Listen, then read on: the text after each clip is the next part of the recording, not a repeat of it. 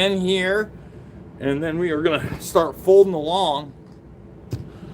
So, as we bring people in, etc., I haven't done a lot of live stuff. Obviously, if you have seen me, you saw me for like a week over on InfoWars Live. Today, actually, which I tried to go and do, guys. I really did.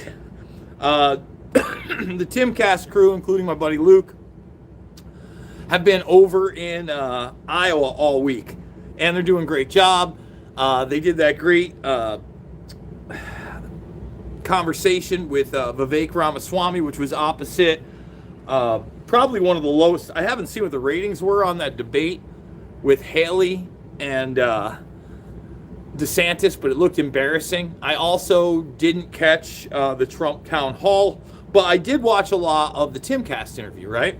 And Luke and the gang followed Ramaswamy around in Iowa for like 17 hours yesterday. The dude is a campaign animal. You got to at least give him that. You know, he's actually trying to run for president. And look, every time I'm sitting here, you can kind of see in between here. This is like where I watch my fights and yada, yada, yada. It's a basement, but it's a nice basement. I see Nikki Haley advertisements every single time I try to put like YouTube on in the background to listen to music. All the time. They are just pumping Haley. And I get that Ramaswamy ain't perfect. Jimmy Dore really did hand it to him when they did that interview on the Palestine-Israeli issue. I know that he has his issues with Big Pharma, but, you know, they did ask him about Big Pharma quite a bit. So I don't want to make it just about Iowa. Like I said, I tried to drive to Des Moines today, and if you guys don't know, we just got hit with almost 2 feet of snow over the last couple days, and I drive a Ford Fiesta. Now, I've laughed. I've been here 3 years. I've laughed at everybody who was warning me, "Ooh, Iowa winters." They've been extremely mild. Even this one was pretty damn mild up until this weekend. 2 feet of snow.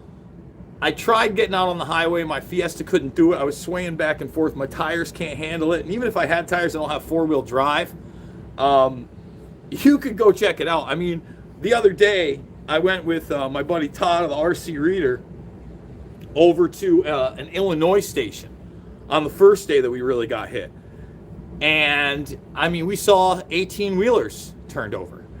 So, look, I wanted to go do a show with Luke today. I really did.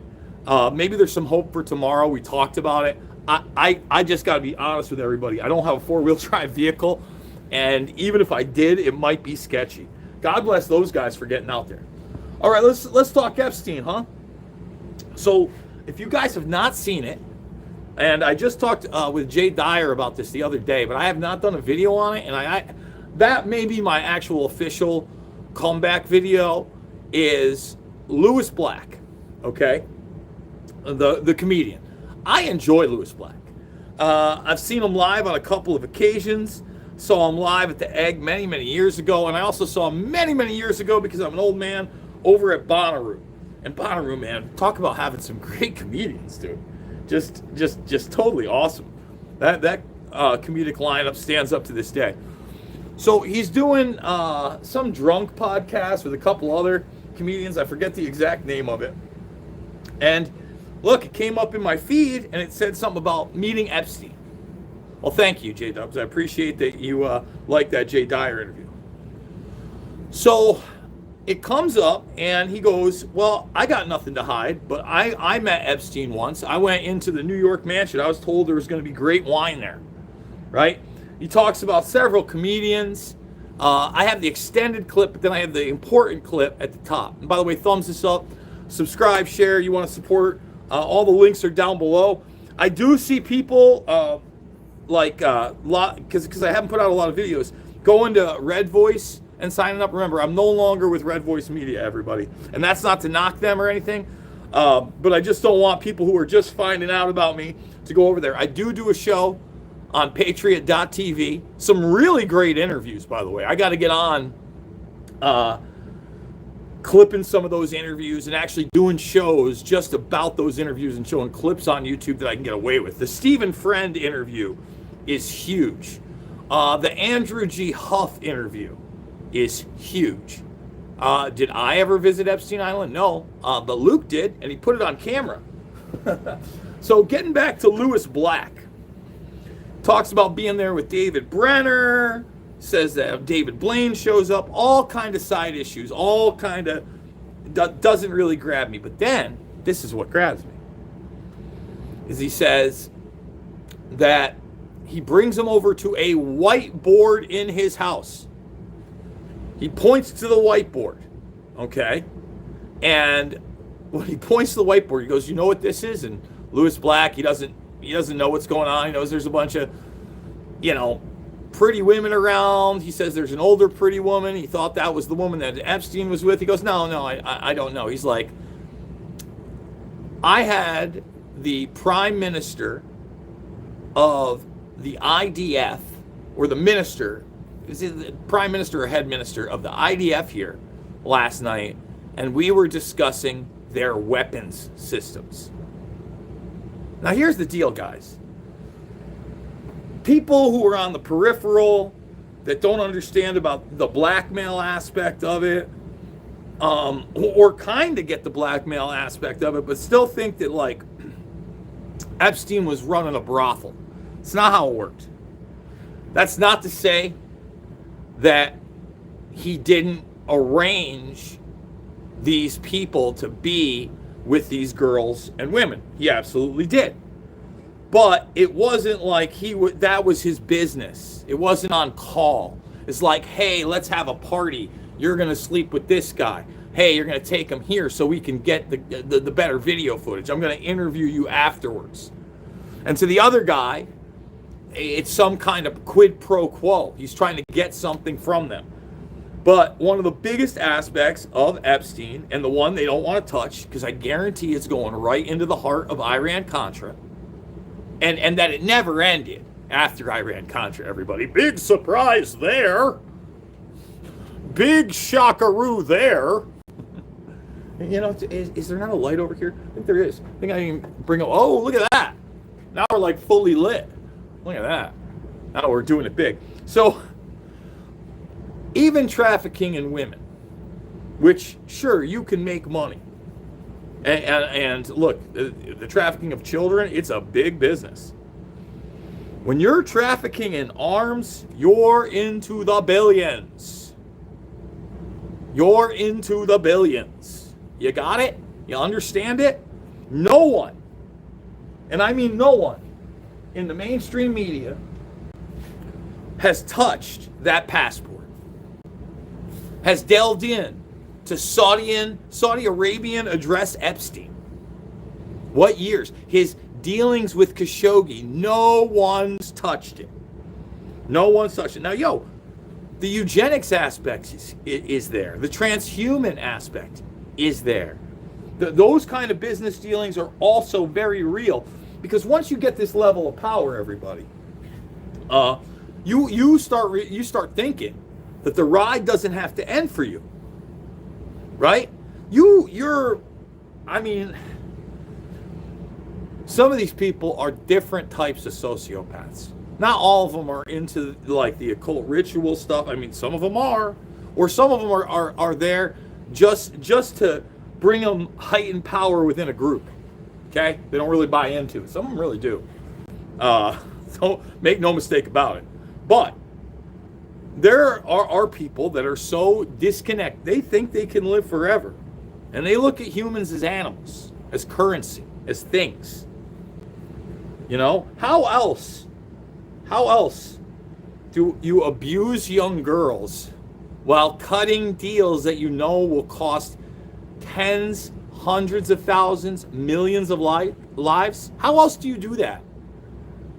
I personally could never invest in stocks of like a Raytheon. I don't even think I could do tech companies. I don't think the stock market is for Jason Bermas, because unless, like for instance, my company that owns Patriot.tv, where I do the show, guys, where you can go watch my interview show.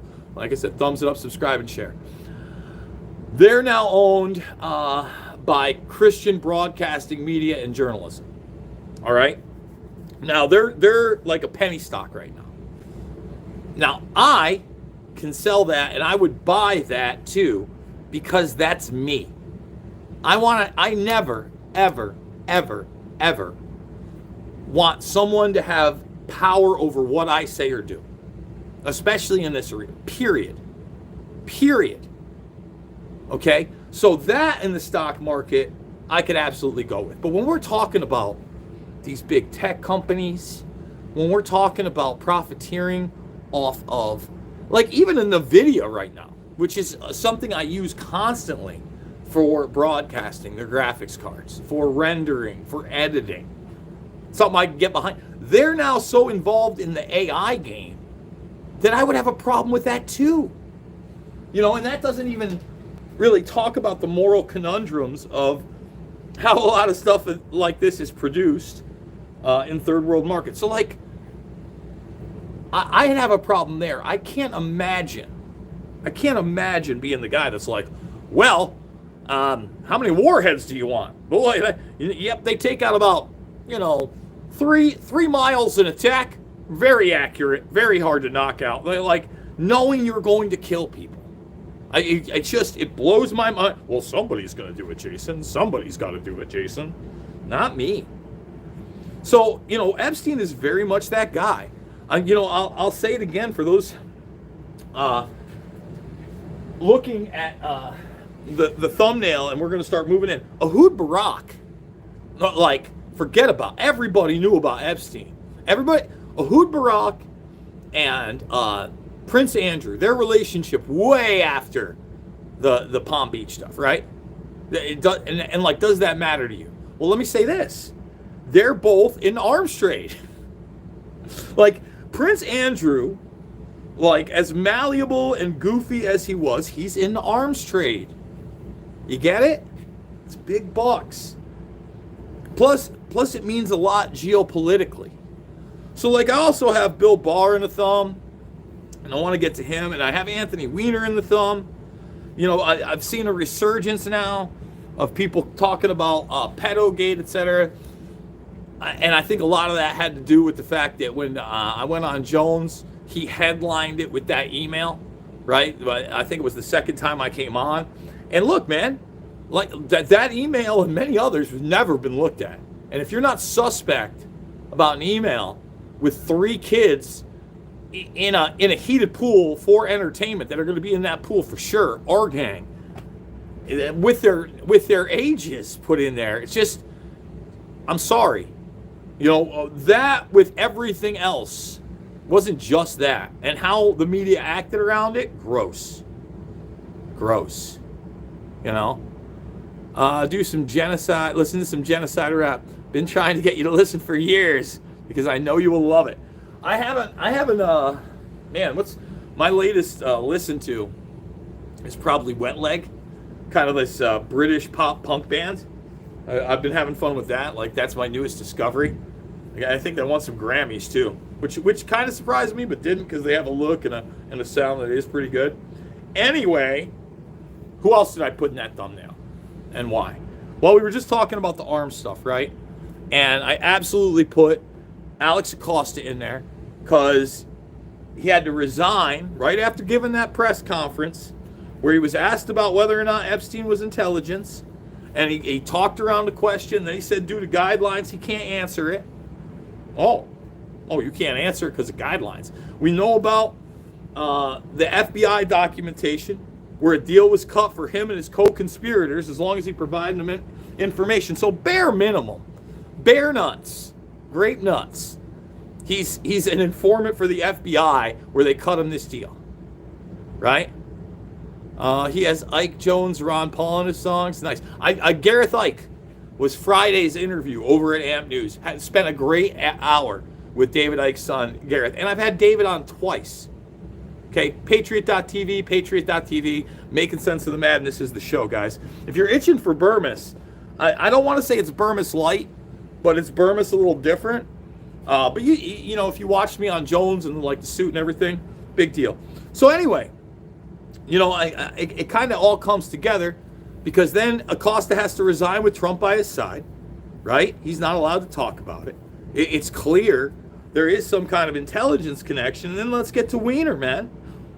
Right? We get to the pedogate stuff. They had that laptop for how long? They had it under the entire Trump administration, did nothing with it. Guys like Bill Barr are the fixers, you know? Like Bill Barr and Bill Clinton, they're symbiotes. Symbiosis there. You understand that? Like, Bill Clinton doesn't come up in politics in an Iran-Contra hotbed without the help of guys like Barr and Bill Barr himself. Period. Bill Barr, you know, whether or not you believe he's Richard, Richard Johnson? I think that's his name, or Robert Johnson, right? Whether or not he's the guy that fixes me to Arkansas, he's one of the guys that clearly helps mitigate Iran-Contra. And boy, they don't want you looking at Epstein and Iran-Contra, man. They don't want any of that. Not a thing. They don't want you ever to think about George H.W. Bush in a negative light again. Look, talk about an architect for the New World Order. And when I say that, that's not me being facetious. Okay? That's not me just making something up or just saying something I want to say. The dude went on a friggin' New World Order tour. So, like, you want to know how corrupt the idea of the New World Order and the United Nations is? That's the guy that went on the global stage and danced it up. I'm telling you right now. I mean, guys, it's why I made the films that I did, and why I think that they're still relevant, by the way. I mean, geez. Let's see. There's the chat. Okay. Loved the Ike interviews, by the way. Well, thank you, Flick. I appreciate that. Listen, man, and that's the thing. Like, I can have a conversation with David Icke, and I don't necessarily agree with everything he's saying. And we all get things wrong. Okay? But think about that, man. So many people are hung up on the boy idiot, Bush, and the Cheney administration. But, you know, that administration wasn't even like 2.0 Bush. It was like 3.0 Bush.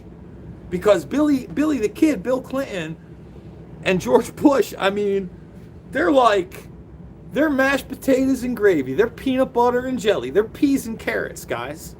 You get it? Like, that's who they are. They're buddies.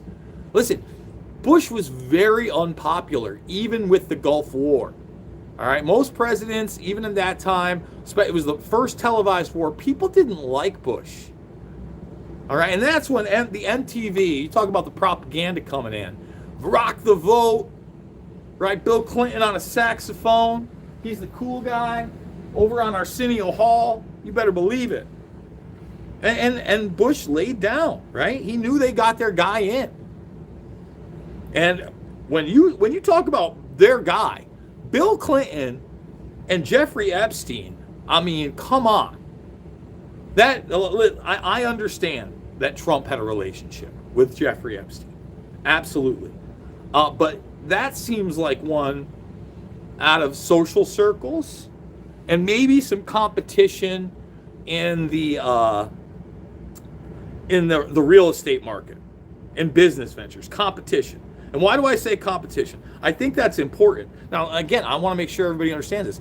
I don't dismiss the idea that it was an Epstein party where he was introduced to Melania. Okay, I want to make that very clear. That does sound right up Trump's alley. But when you look at Bill Clinton, we're talking about financing the guy. Like the Clinton Initiative, the Clinton Global Fund, all of it. We're talking about a guy in Epstein that was what?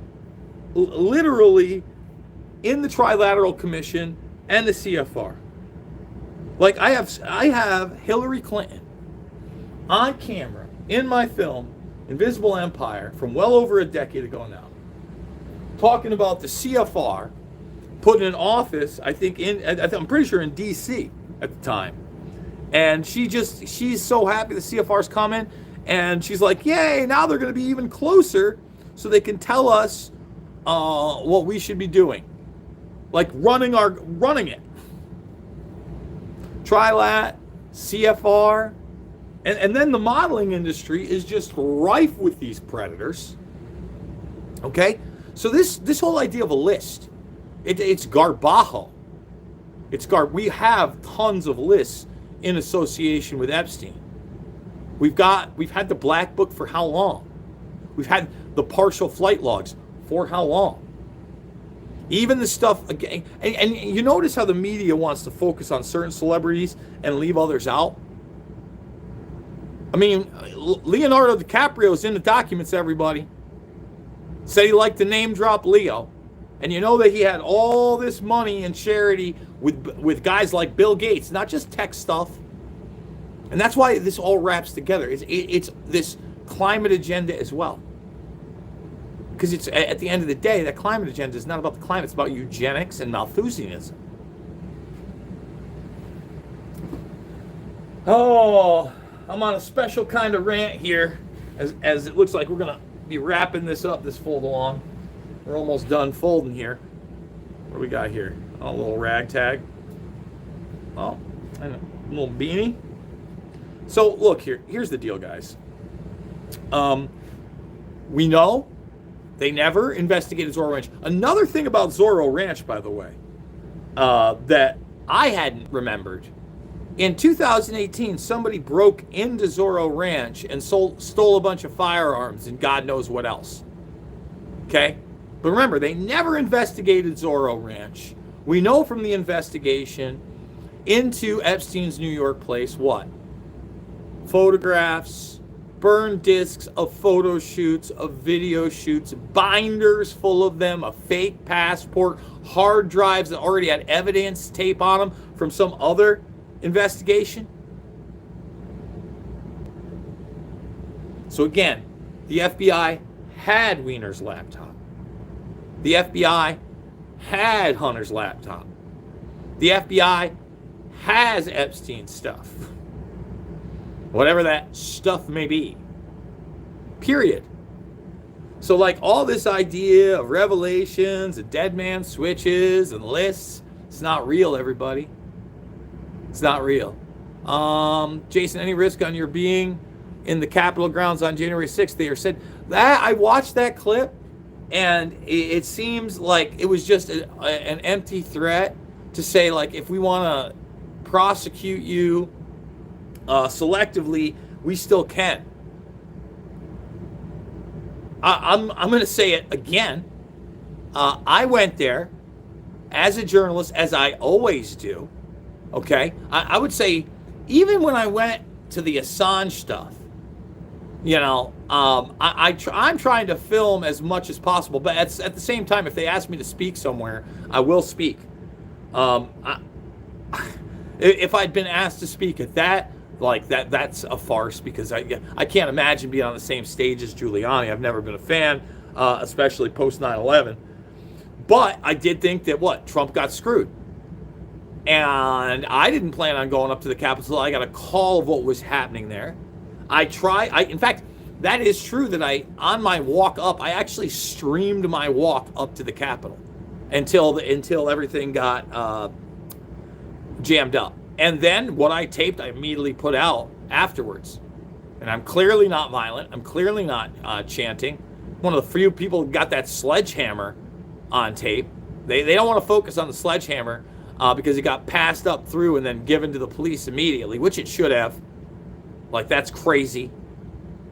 But yeah, like, for me, if the FBI showed up to my door about January 6th, I'd probably pop this on right now and we'd have the conversation live.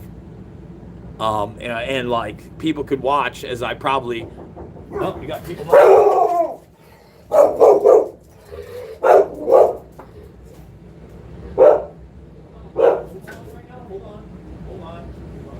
Yeah, well, you're going to have to wait a minute. So, I get a knock on my door. Don't worry, guys, not the feds. as I'm talking about the feds, easy there, Mike. My buddy just showed up. I just finished up the full along.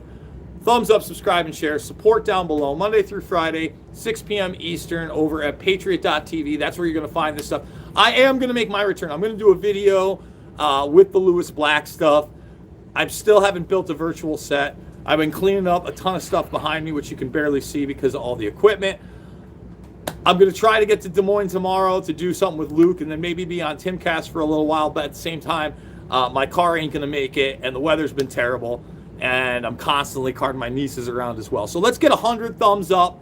I love you guys. I will be back, and I will see you on the flip side.